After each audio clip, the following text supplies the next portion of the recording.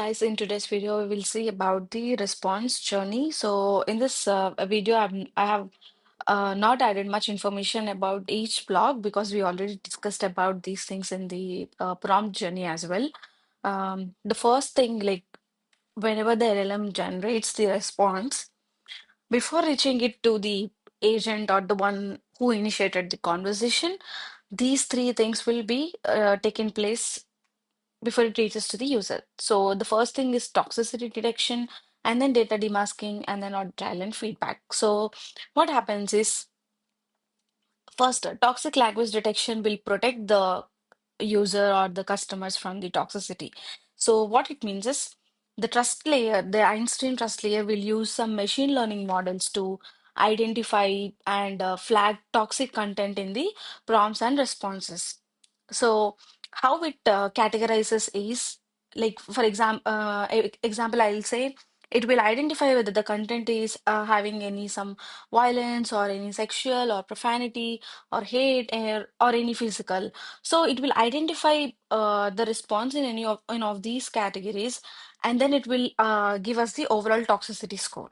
So this overall toxicity score will combine the scores from all the detected categories. Like for example, I have listed five categories, right? So whatever the response is generated, it will check whether this response is falling under in any of the violence or profanity or hate or any of the category. If it is falling in any, it will have some score. So if it is not falling in any of the category, not in any of the five categories, so it will give the score as zero. Otherwise, it will give whatever the score it has come.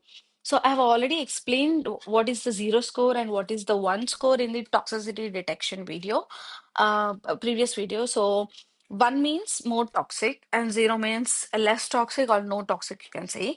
And when the toxicity is more, that means the response, whether it's safe or not, it is not safe. So for that we will for that Einstein trust layer will give the score as zero for not safe and one for safe. And next, this is the first thing. And next, what happens is before this prompt or the response shared with the user, the Einstein trust layer will reveal the masked data. So as we see, this is the masked data. It is hiding the name and it is hiding the company. So this is the response which is generated by the LLM. So whatever the prompt we have given in the prompt phase, this is the response generated. But it doesn't know what is name and it doesn't know what is company. Remember, I have shown you the name will be replaced with this one and the company will be replaced with some variable. Now, in the data demasking phase, what happens is it will again map the values. For it will check, okay, for the name, we have made it as Dennis. So likewise, it will map the fields and it will demask the data. So once the toxicity detection is done and once the data demasking is done, then it will show the response to the user. So now seeing this response, user will understand okay, whether the response generated is uh, related to the question or the prompt, whatever you have asked, and then the user can give us the feedback. So it can be like either thumbs up or thumbs down. And then if the response wasn't very helpful, it can all the user can also specify the reason why. So based on this, they will collect the feedback and then they can use it for the future purpose. Like so, just like how the LLM will use the data to train its model, similarly, Einstein Trust Layer will understand what the feedback is and how the response is. And coming to the audit trial, so this is one final piece of the Einstein Trust Layer. So whenever we have talked about the zero data retention policy in the previous video, so the trust layer is handling the toxic language and then moderation internally.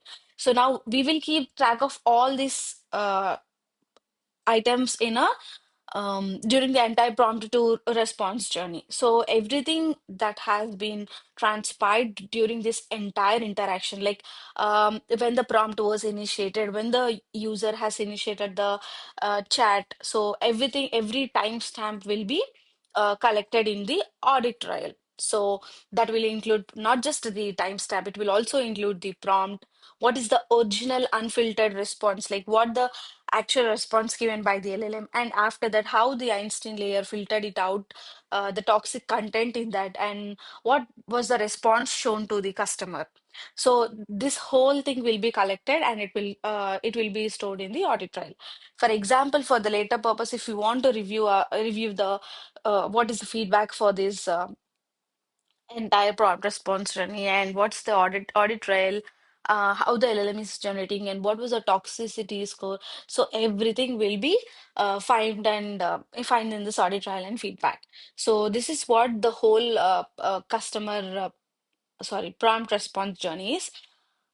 So we have discussed like the whole prompt journey and then response journey, and we have also seen each blocks in both the cases, and we have understood complete Einstein trust layer structure.